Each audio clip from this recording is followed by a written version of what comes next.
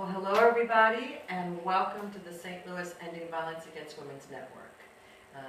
We are so grateful that you are taking your time and your energy and your passion to help those who are in need and who are survivors of sexual and domestic violence. So on behalf of all the women, children, and the men that we serve, thank you all for coming. So let's start with why we think the history of violence against women is so incredibly important. You know, over the years you will have anthropologists talk about it, as well as sociologists talk about it, but there is something deep in our bones, in our marrow almost, that makes us want to know where we came from. How did we happen? So for some of you, maybe you're doing Ancestry.com, all of that has to do with where did we come from and how did we end up where we are today. That's no different than any social movement. It was the same with the civil rights movement, the women's movement, how we came about with this country as well. So that's why for us, it's important that you know the history. So let's start with that. So, St. Louis Ending Violence Against Women's Network, also known as SLVN, and we'll go to the first slide here for you all. And again, this kind of emphasizes what I just said, that the future lies behind you. We are firm believers in that. And that you are standing on the shoulders of some pretty phenomenal human beings who have gone before you in trying to end this type of violence. It's your greatest teacher. It gives you a sense of unity, consciousness, and purpose. Any movement requires that sense of unity. And you don't become dedicated to that all-consuming present, learning from the past and where you're going to go with it. So there's nothing more dangerous to the future than the arrogance brought on and amplified by a complete lack of the historical awareness of why we became who we are. Next. So what we know back in 1993, after about a 10-year study put on by the United Nations, they came up with the Declaration of the Elimination of Violence Against Women. Why did they do that? Because after 10 years of studying, they came to the conclusion that this is one of the most paramount issues that we face right now globally.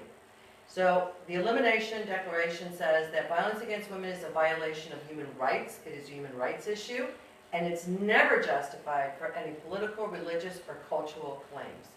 There is a global culture of discrimination against women that allows violence to occur daily and with impunity. Now, we may say, oh my gosh, that was so far away. But in your next training session, you're going to learn about how epidemic this type of violence still is today when you hear more about the statistics. Okay, next. Now, step it up a bit. In 2009, when Vice President Biden was in the White House, this is the same man who, as senator, started the Violence Against Women's Act, also known as VAWA, back in '93. But recognizing that it was still going on, he put together a commission for women and girls, and he said that violence against women is found in every culture around the world. It is one of the most pervasive global problems that we have, yet it is one of the most preventable, because this type of violence is a choice.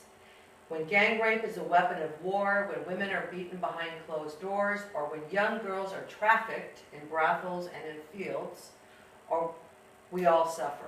This violence robs women and girls of their full potential and causes untold human suffering and has great social and economic cost. Now again, he put together this commission in the White House. It has since been disbanded under our current administration, but we have hope, right?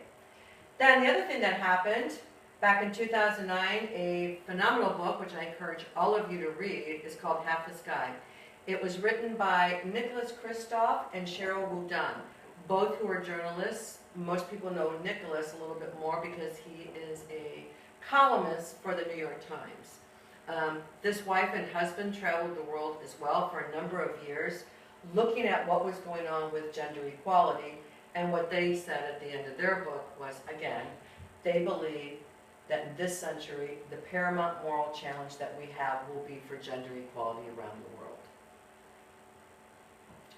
Now, some of those things that I just talked to you about is so that you can see as well that those of us who are currently in this movement have looked back at that history and seen what others have done for us so that we can continue to build on it. Now let's go a little bit even further with Margaret Mead, a very famous anthropologist. In one of her studies, she came out and said that there are 4 movements in history, after which nothing else on the globe was ever again quite the same.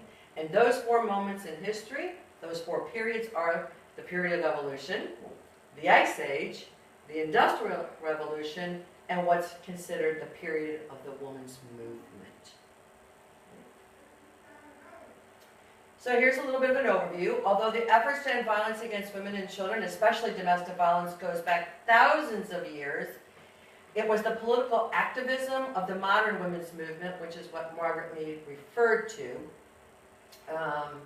and they based that on the civil rights movement as well, in the 60s and 70s, that began to create this big social change on how we view this type of violence. So in the 80s, with some limited funding, federal funding as well as state funding, Missouri had some of that, these things became available that our government was beginning to recognize that they play a role in this. And that if we want to end this type of violence, we've got to put our money where the mouth is as well. Because the women's movement was living on pennies, basically. So funding became available for not only shelters, but drop-in centers for women. It also became available for police departments, law enforcement, so that they could have specialized domestic violence and sexual assault units. So as the issues became more visible in the mainstream, civic and religious groups also began joining these feminist activities and opening and running programs for survivors. So how did this oppression originally begin? Now we're mostly going to be talking about our own country, but when we began, what they called the rule of law came over from England, and in that it said that there was a law that said women are property. The concept of women as property. So the consequences of treating them as property, as we all know, there was a justification for femicide, as well as infanticide, rape, culture, and the old, what we used to call the chastity belts, that a woman was not valued unless she was a virgin or very chaste. And so they would strap them in these belts. Next. Now, when we go back even further, thousands of years, women were not historically viewed as property. And we can trace that back. They were regarded with great esteem because our lineage could be traced through that. You can only trace your family's lineage through the female, through the mother of the children. And therefore, she was revered in that role. But sometime around 3600 BCE, things began to change. And so there was this agricultural age coming up, and these equal societies began to change and developed into a hierarchy over who is more powerful physically, right? So there was a hierarchy of men over women, and other men, rather than based on only biological distinctions, then began to have this division of labor. So originally it was based on how you are physically, which was important, of course, to protect yourself, perhaps against nature's animals, those kinds of things. But then it was used in order to start this hierarchy of oppression.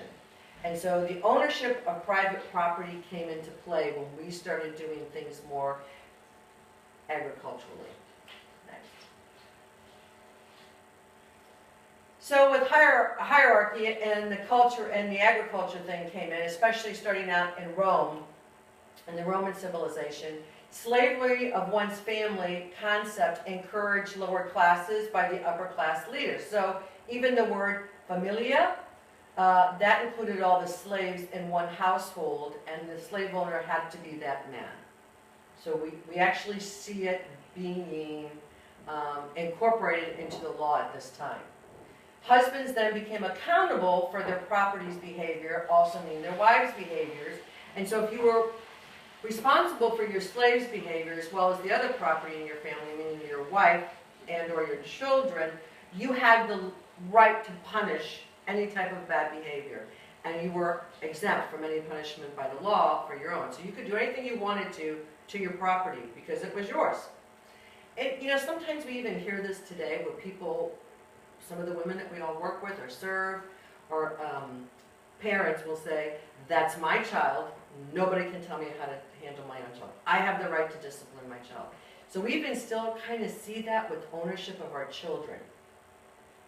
Then we go on to ancient Babylonian and also what we call Mosaic law. And Mosaic law happens to do with the term Moses, okay? And so a wife was bought from her father, all right?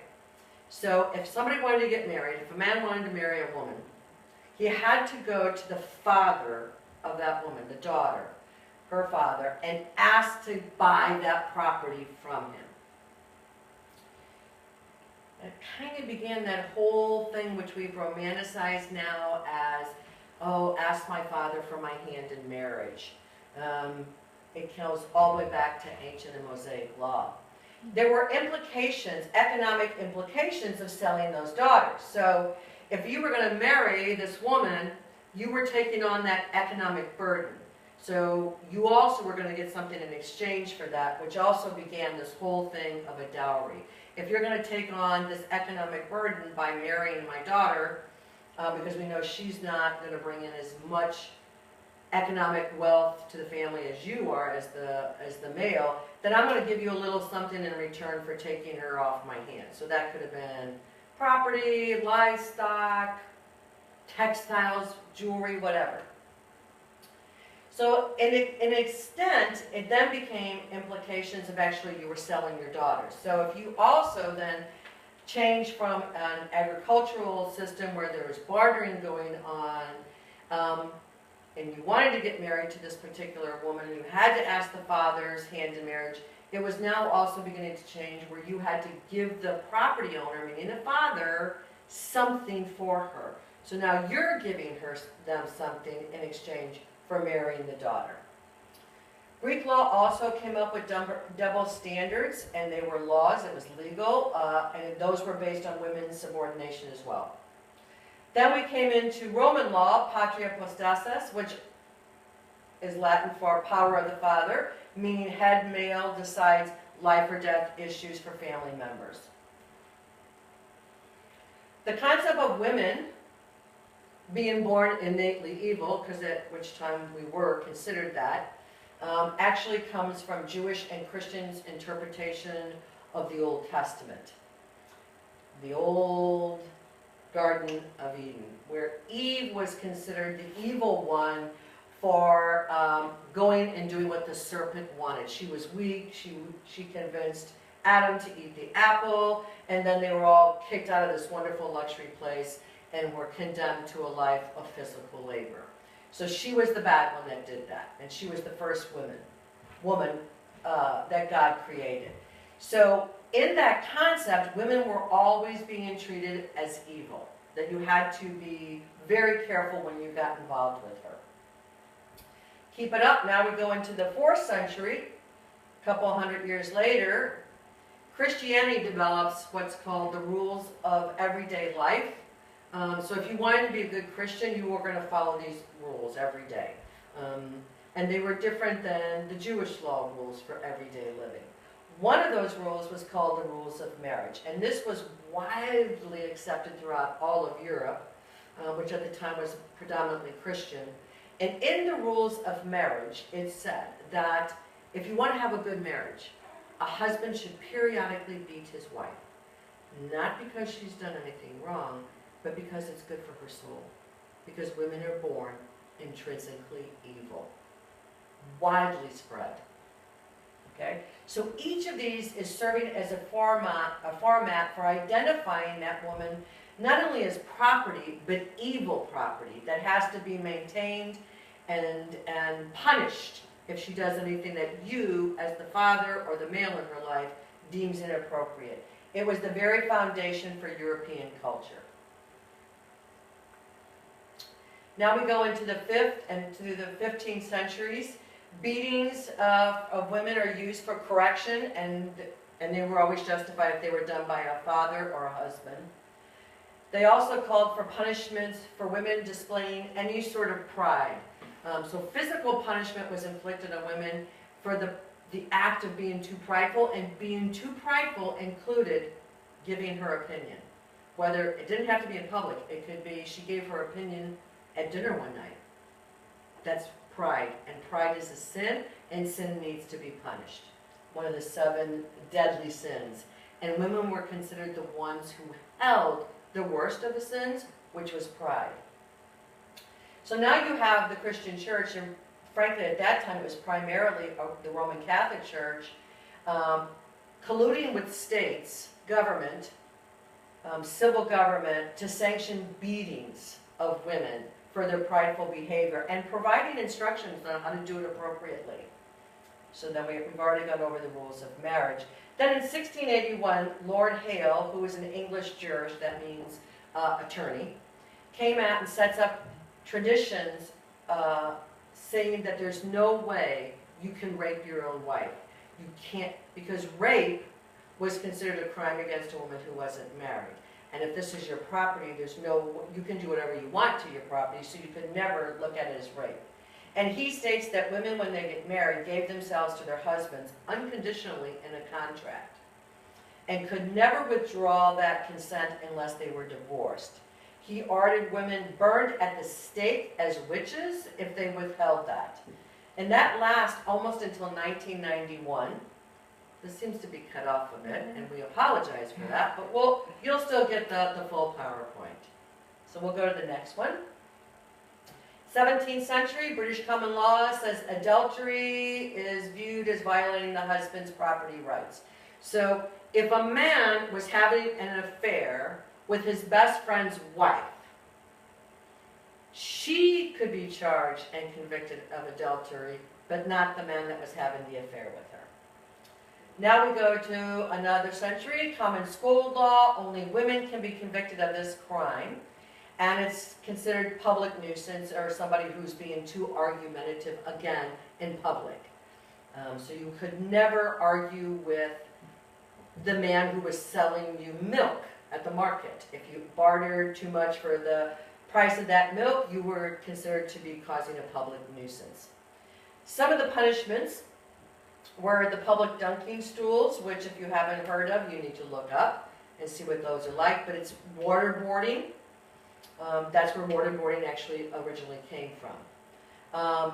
Brank or sold's bridle, those were things that were put on a woman's head that would prevent her from speaking. So it would lock her mouth and tongues and everything in place.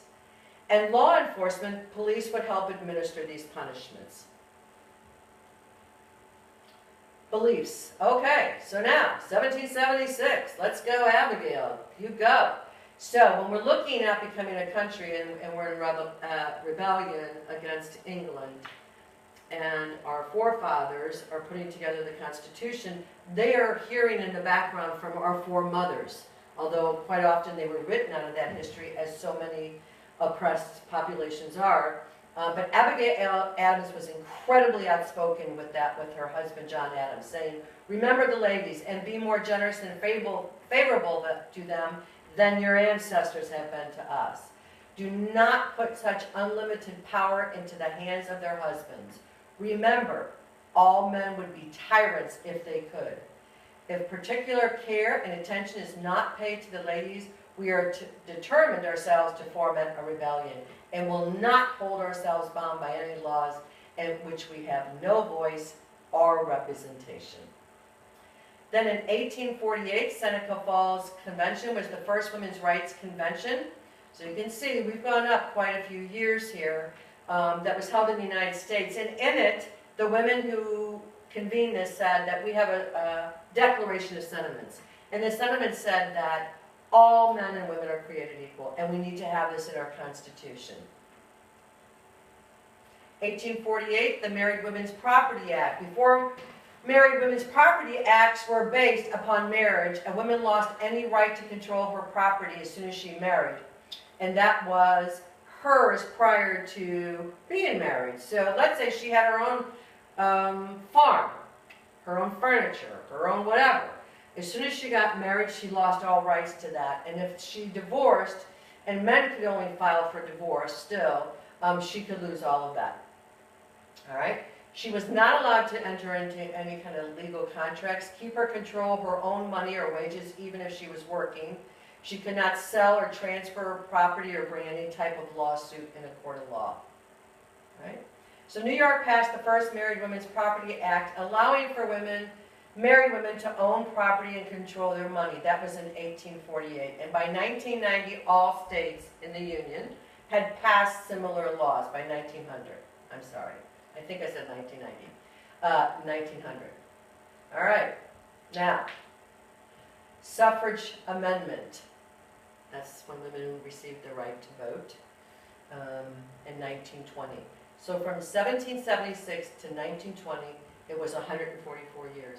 And during that entire 144 years, we can't get into that entire history here, there was active resistance to women having the right to vote. Women were arrested, women were jailed, women were force-fed, they would go on starvation strikes, but it took 144 years for women to finally win the right to vote in this country. Women were also still in the 40s, and this was a lot to do with the medical community, were viewed as hysteria. We would suffer from a medical and mental illness called hysteria. Now, if you look at that term hysteria, that comes from the Latin word that also talks about, where women's sexual organs are, right? So, like, for example, if a woman had a hysterectomy back then, which is where that word comes from as well, it meant that you're going to remove all of her hysteria from her so she could be a more rational, more man-like, analytical person. So if a woman was deemed to be hysteric or suffering from that, she could be held in a mental institution. Women should have very narrowly defined gender roles, and trauma caused by domestic violence was psychologicalized.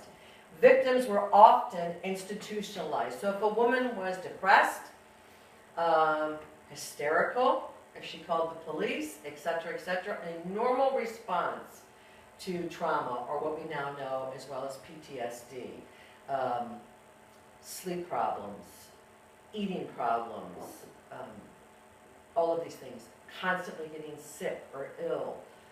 She was considered to be psychologically a misfit, and she needed to be institutionalized. Then the 1960s, commonly held belief that women were asking for way too much. You all want everything. Isn't it enough that you can work outside the home and you've got the right to vote? It's too much. We're not going to do anything about an equal rights amendment for women, etc. And this change, if we keep asking for it, will provoke men. There's going to be a backlash against women if we want too much. So for the first time, women began sharing personal stories of how they were surviving abusive relationships. And they began to pool their resources, actually. So you had these community-based, organizing, organic group of women coming together who were suffering this type of torture.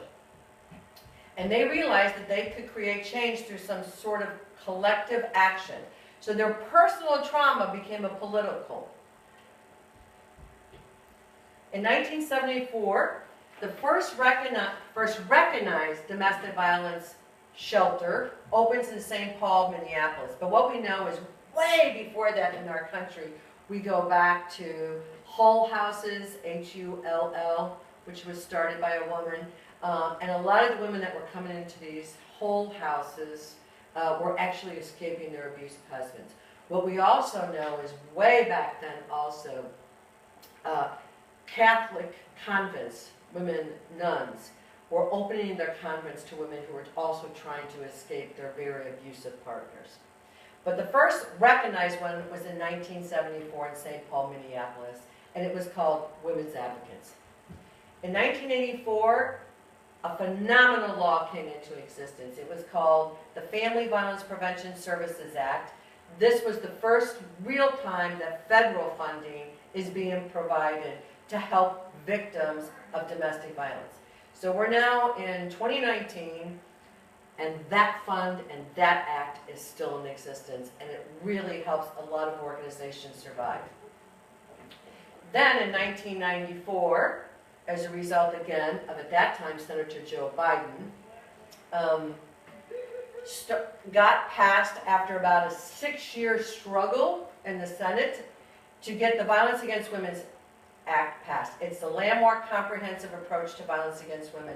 And it can also combine tough provisions to hold offenders accountable for their behavior, and not allowing it to be excused. For example, well, he only did it because he was drunk, he only did it because he was stressed out at work. And it provides programs for victims. The other thing that that federal legislation did is it allowed victims of domestic violence to get their Social Security number changed so that they couldn't be tracked. It allowed for orders of protection, which are restraining orders, to be what we now call fair faith, full faith and credit. So, for example, if a woman here in Missouri got an order of protection against her partner, and she moved to Illinois, or maybe Arkansas, and that person followed her there, and was violating that order, those other states could do nothing about it. Now, as a result of VAWA, I can get an order of protection in Missouri, and I can go to Hawaii or Alaska, and law enforcement there must respond and respect that order that was issued in Missouri. The courts of Missouri issued it, you have to respect it as well. Right? Then in 1999, the rape and sexual assault statute changes, and marital rape law was challenged and deemed wrong. Now, originally, that first marital rape law in Missouri was passed in 1993. 6 years kept going and going, and it was being challenged and challenged, especially in divorce cases, and it was overturned. And so it had to go back through the Missouri State Legislature, reworded, etc., and it was repassed in 1999 and has not been challenged since then, to the best of our knowledge. Okay? Then in 2013, every year, every 6 years, the Violence Against Women's Act has to be reauthorized. You would think it's a no-brainer, right? It's not. It requires the history of what we've worked for and bringing people to the forefront again, to call their legislators, to call their senators, to call their congresspeople, and keep pushing that it be repassed. But every 6 years, somebody in the Senate especially comes up with a reason why we should not have this law. In 1993, one of the big sticking points for getting it passed was protection for LGBTQs and Native Americans and undocumented immigrants and what's going on college campuses. So the thing about the LGBTQ, for most of us, that was obvious why they were against it. They just said there's no such thing as that intimate relationship. That's not a population that we want to expand these federal laws to. Native American, especially Native American women, are actually at the highest risk in our country of being victims of sexual and domestic violence. And per population, they also have the highest murder rate of women. And a lot of that has to do with they did not have federal protection. So if a Native American woman or Alaskan tribe woman was raped or assaulted on tribal property, right? The tribe did not, and she was raped or assaulted by a non-Native or Alaskan Native man or woman, nobody could prosecute that individual because the tribe did not have the power to prosecute a non-Native American, right, for this crime. The only people that had the right to prosecute it were the feds, and the feds were not going to step in, send in the FBI and everybody for all of the investigations on this. So it took a lot of work to get that passed so that these women and these victims, male or female, would have these rights, right? 2017, there's a new criminal code, goes into effect, which includes revisions to the domestic violence language, and this is on a state level. And so what this helps us with is making sure that men and women who are victims of domestic violence, as well as the same-sex relationships, transgender relationships, all of these are going to be covered by this criminal code. So let me tell you that the Missouri State Coalition Against Domestic and Sexual Violence, Missouri gets a lot of bad raps for being way behind on so many issues like gun control. This is a wonderful state coalition, and it is all the members of organizations like that in Slavon that help get all of these measures passed. So congratulations for being part of a phenomenal group of individuals. All right. Inclusion of Native American women. This allows for the prosecution, I think I just said, in tribal courts of non-Native men who attack Native women. Before, a federal prosecutor had to do it, and sometimes that meant that prosecutor had to come from 500 miles away, and they just weren't going to do that. So 70% of all sexual assaults were never prosecuted. Rapes on reservations is very, very high. 34% of American and Native Alaskan women are going to be raped at least once in their lifetime. Help for rape and assault victims on college campuses were also being ignored. VAWA helps with that. So within that is SAVE, which is the Campus Sexual Violence Elimination Act.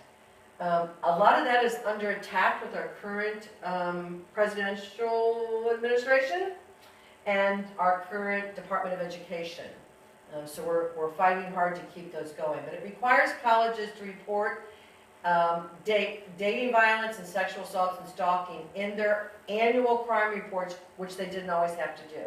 And so it also provides for awareness training on campuses for all incoming freshmen and fresh women, and for campus police as well as administration. Specific provisions for the LGBTQ community victims. This ensures that all domestic violence victims are going to be included in VAWA, and that they're not going to be discriminated against when seeking services. So VAWA-funded programs cannot discriminate based on actual or perceived sexual orientation or gender identity. The most recent one also includes assistance for human trafficking victims, giving pilot programs a chance to start and to create residential care facilities as safe havens for minors who are victims of domestic sex trafficking, and training for law enforcement and service providers on how to identify someone who is a victim of sex trafficking. So Missouri, 1873, Missouri opens the first shelter for abused animals in St. Louis, Missouri, which is terrific. But it took until 1976 to open the first shelter for abused women in Missouri, and that one was actually in Springfield, Missouri, Family Violence Center. First shelter in the St. Louis area is the Women's Safe House, which at that time was known as the Women's Support, St. Louis Women's Support House. And then in 1980, our wonderful state coalition was formed.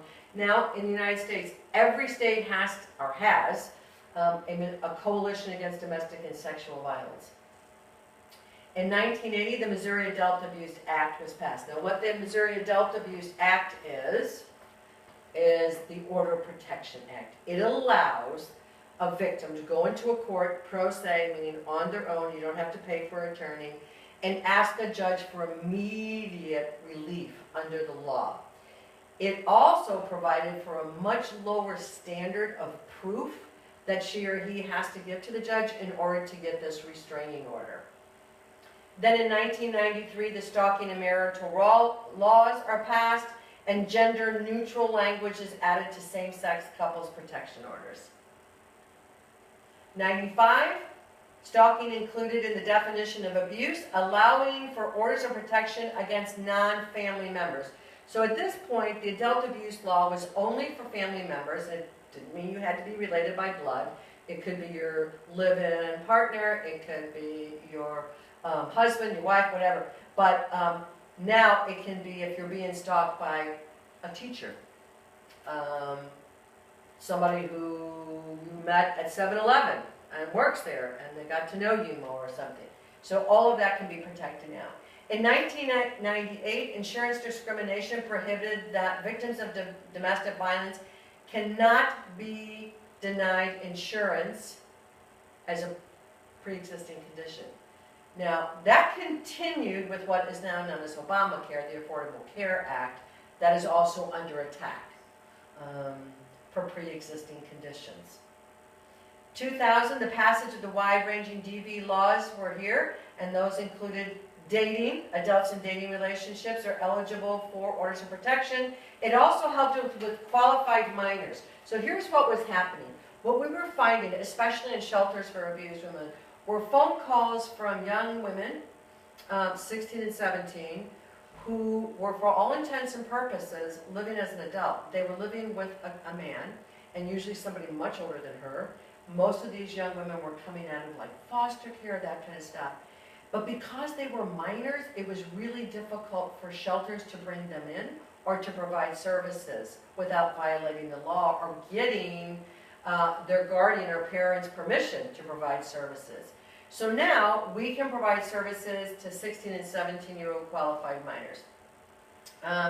Also, there are 3 separate crimes now for domestic assault: first, second, third degree, which allows a judge and prosecutors to look at persistent or prior offenses, which before then they were not. All right?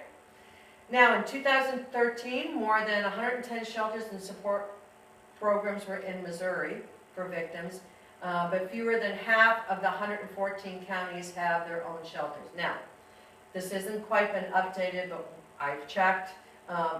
It pretty much remains the same, even today in 2019. Okay, next.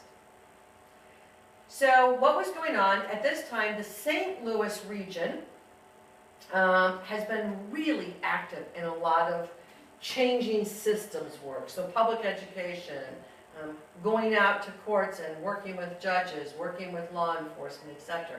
We have been a very proactive region.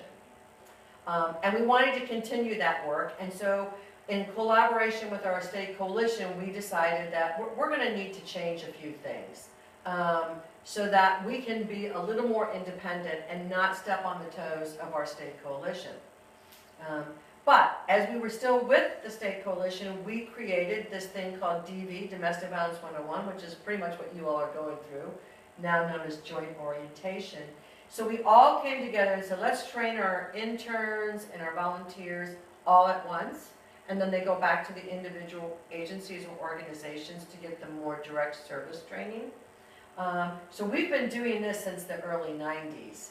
We also created the annual Awareness a Month events and activities. That's kind of slowed down a little bit. There's a lot going on in the month of October, so a lot of the organizations, it's not quite as active as it used to be. So in 2008, we started SLAVAN, the St. Louis Ending Violence Against Women's Network. This allowed our organization to still connect with our state coalition, the Missouri Coalition Against Domestic and Sexual Violence, but be a lot more active politically as well as personally, getting things done. So our joint orientation grew. It's much larger than it's ever been. And we were able to, now see, all of these members of SLAVAN, we all pay dues or an activity fee. It goes into a pot, and we can use that for a variety of things, whatever we think is necessary. It could be brochures, Domestic Violence Awareness Month activity. In 2012, what we decided to do is, because this joint orientation became so large, is that we really need to pay somebody to do this for us. Because everybody, all of these activities that we were doing were being done by people who already had full-time jobs. And those people are still very active with it and still doing a lot of the volunteer work apart from their full-time job. But now we were able to take those activity fees and we contract with a position for the Joint Orientation Coordinator. And currently that is Megan Smith. Okay. So here's what we've got. Some of the impact that SLAVAN has had recently. So in 2007, when we found out that the St. Louis mayor was going to declare a day called the Ike Turner Day, in spite of the fact that Ike Turner had a tremendous history of beating his wife, Tina Turner, we approached the mayor. We had a letter writing campaign, phone calls to the Board of Alder people, to the mayor, etc. We put a lot of pressure on him saying, there are so many wonderful men in our community that you could honor that don't beat up women, especially their wives, over a period of time. Do not do this. And the mayor finally listened to us and stopped. He took it back. He went out to the media and said, we're no longer going to do an Ike Turner Day. We're not going to have a big statue in the city of St. Louis about him. And we're not going to do that because he beat his wife. In 2013, we reignite what's called the Court Watch Project. So since the early 90s, again, All of these organizations on their own time and after hours would get together and say, you know, there's stuff going on in our courts, both in St. Louis City and St. Louis County, that when these victims are coming in to try to get an order of protection, they're not safe in that courthouse. They're not being listened to. The courtroom itself isn't safe, and they're not getting the protections that they need.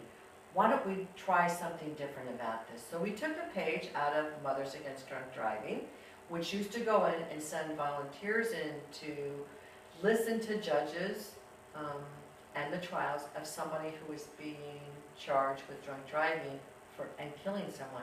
And so often this person had a history of drunk driving and hurting human beings with their car, and nothing was happening to them. They kept getting off with probation.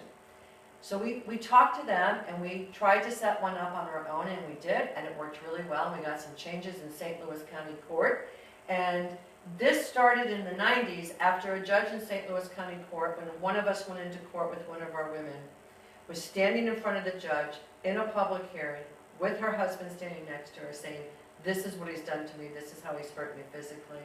And the judge stood up with his black robe and all his authority, stood up and looked over her from her feet all the way to the top of her head and said, I can understand why he can't keep his hands off you. The husband started to laugh, and a lot of people in the courtroom did too. A completely dehumanizing and humiliating experience for this woman. That's when we started the Court Watch Project. It ebbed and whined, you know, because we're all doing it in conjunction with our full-time jobs. So we finally said we can't be reactive. We can't just keep reigniting the Court Watch when we have one particular judge who was way out of bounds. Let's see if we can get something done permanently so we can see systemic change on how these cases are handled. So we applied for a grant with the Department of Justice in the Violence Against Women's office, and guess what? We got it. And that allowed us to hire someone to coordinate this for all of us, to do the research, to put the reports together, to train the volunteers. It's, you know, it's about a 30-hour-a-week job, and we continue to do that. And that was a result of the Advocacy and Action Committee, which is a committee, a standing committee of Slavon. So here we are, going forward again. We are sending these trained volunteers in 2015 and now with federal funding. It also let the courts know the Department of Justice, the Federal Department of Justice, thinks this is important. So you all need to kind of pay attention and see what's going on. We got it for 3 years. It's been working very well. And in 2016, we were, as a result of the Court Watch, able to respond to a request from the Circuit Attorney's Office in the city of St. Louis. There was a case, a criminal case, that was saying, we are demanding that the defendant's attorney and the defendant has full rights to the names, social security numbers, birth dates, and home addresses of all witnesses in this criminal case. So what that effectively would do is you're not going to get anybody testifying, because if this person isn't convicted and goes to jail for a long time, why do I want them to know where I live, how to access my social security number, etc.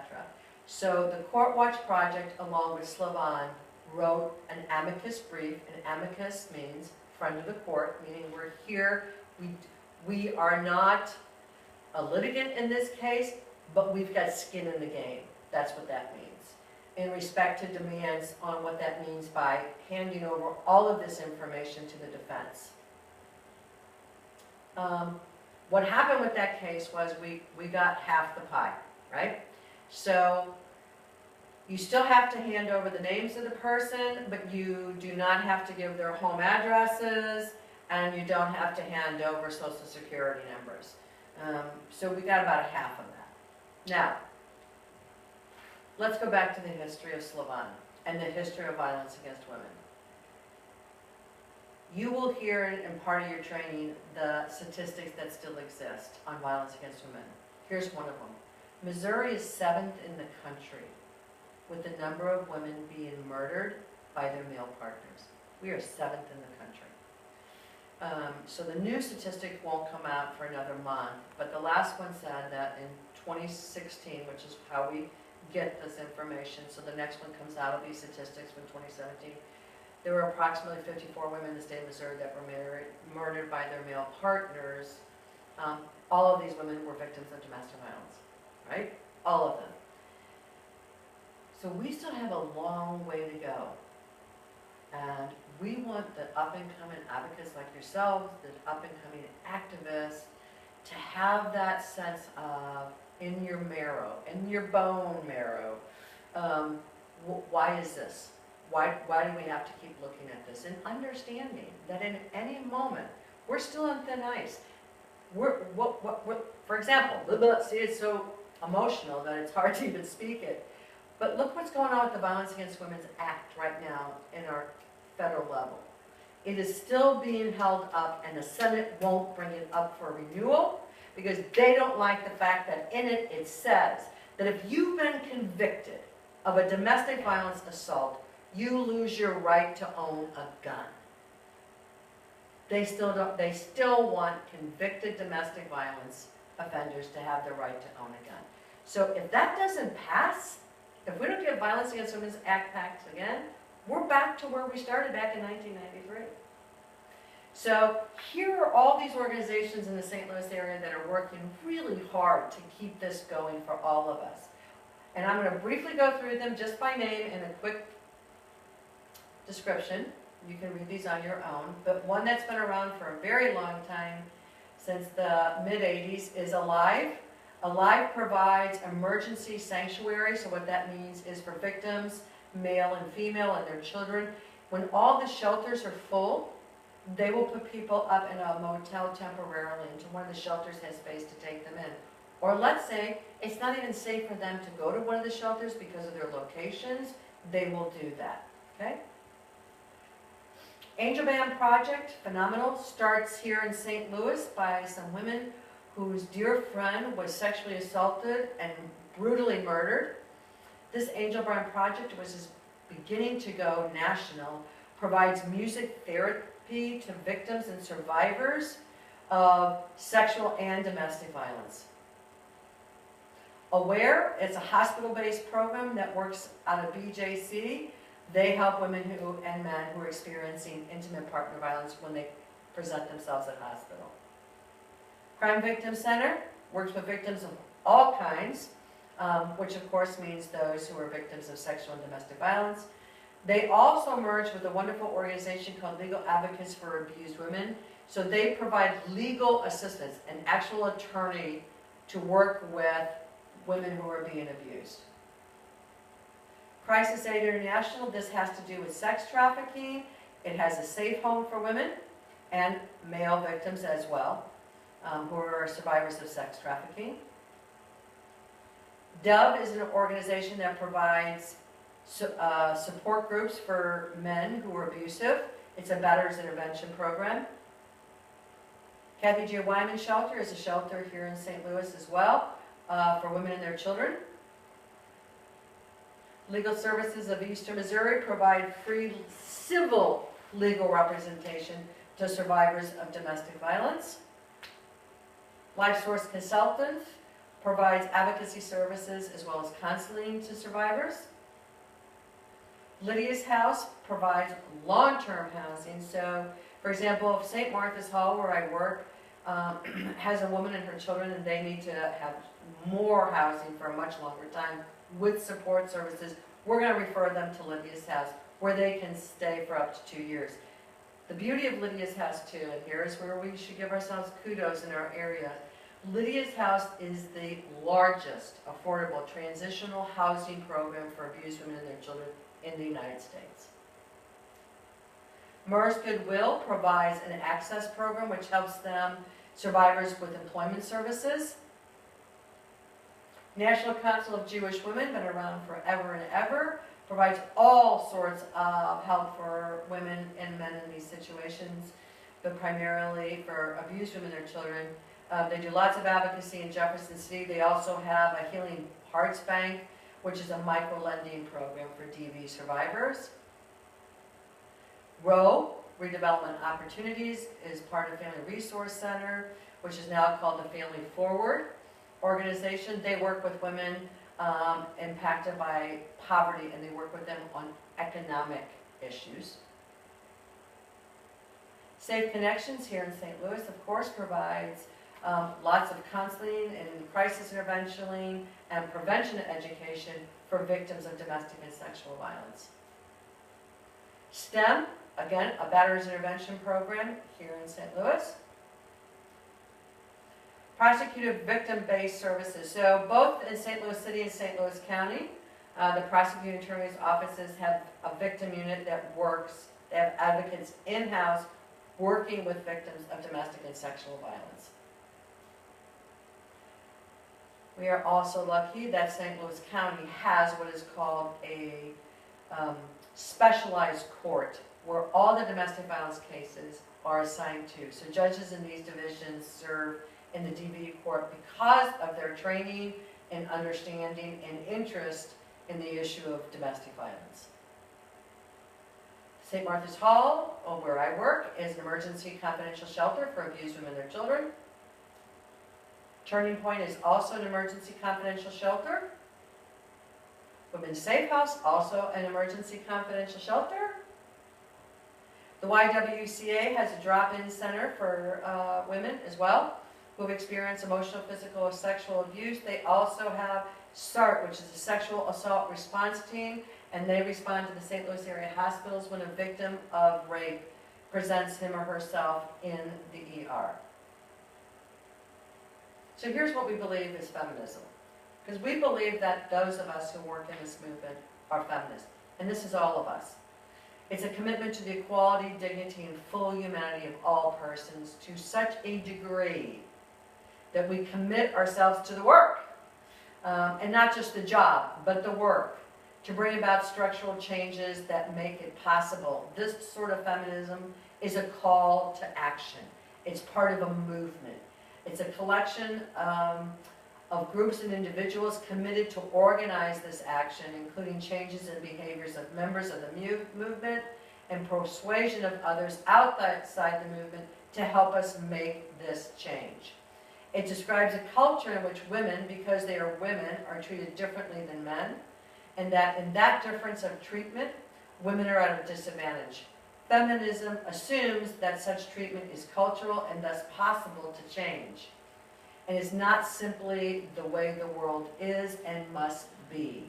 It looks to a different culture as possible and values moving towards that culture, and feminism consists of activism, individually and in groups, to make personal and social change toward a more desirable culture. So, we say that about feminism because even within the movement, there are a lot of people who will say, well, I'm not a feminist. Well, that's because they think it's a dirty word. It means you must hate men. It doesn't. It just means that feminism, again, recognizes the full humanity and dignity of every human being, and our particular recognition is zeroing in on gender equality. Right? So our guiding principles as Slavan is that first and foremost, you start where your client is. You be present to them in the moment. Put your cell phone down, in other words.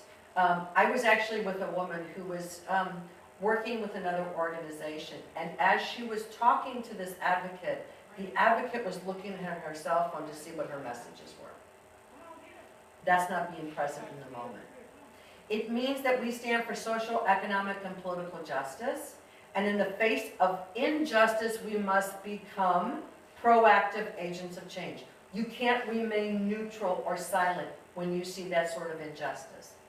It means that we promote the values of honesty and we honor diversity. And when we promote such values as honesty, it's not just being honest with yourself and with the people that you're working with or that you serve, it's being honest about your mission, right? That is, are you doing this work to serve your own needs, or are you doing this to actually look for social change? And that we have an obligation to not only recognize oppression, but focus on it. In other words, speaking truth to power. And that we have an obligation to use our personalities as a therapeutic tool. No one should change their personality or who they are to join this movement. They just have to be committed to the equality of it, the mission of it, and the guiding principles of it. So if you're going to use your personality as a tool, then you have to look for constant need for introspection. Why am I doing this? And accountability, peer support, self-scrutiny, and supervision, and ongoing education in it. Okay? Programs should always compromise to the extent that it never changes your principles. So compromise is really important in this movement, especially when we're looking at system changes. But it doesn't mean that you compromise on your principles. We have to follow our conscience and not the masses. And sometimes that's really hard. You know, for example, here's an example for me personally. You know, it was really easy when I first got involved in this movement to say, you know what the problem is? The problem is law enforcement. Turns out that the problem was not just law enforcement. Even though the majority of the time when we were doing it, everybody was zeroing on that. Nobody was zeroing in on their own issues with it, religious issues with it, judicial issues with it. So, you know, we had to be conscious of that and not just go with the norm. Otherwise, we would never have looked at it from all of those different aspects.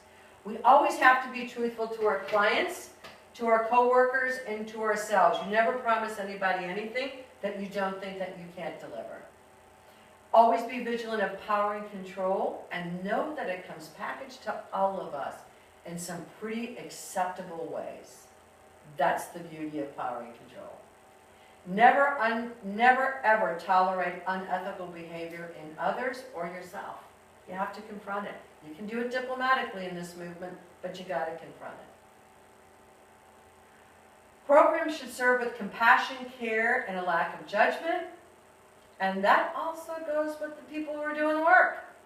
Provide the staff with compassion, care, and support, because they are experiencing trauma as well when they are with the women and the children and the men that they serve. Okay? And never, ever, ever, ever forget that this is not about the funder. I'm not saying you don't respect your funders, the funding sources that you get. But when you make your organization or the work that you're doing about money, then it becomes about money. And when it becomes about money, we're all dead in the water. This is where we see mission creep come in, right? So never forget it's not about the funder and that the work is about activism. That's it. So again, on behalf of all of the people that we serve, we are grateful to you for becoming involved with us. Always feel free to reach out to someone if you need support or help in any way. And let's just go forth and make some changes. Thank you all very, very much.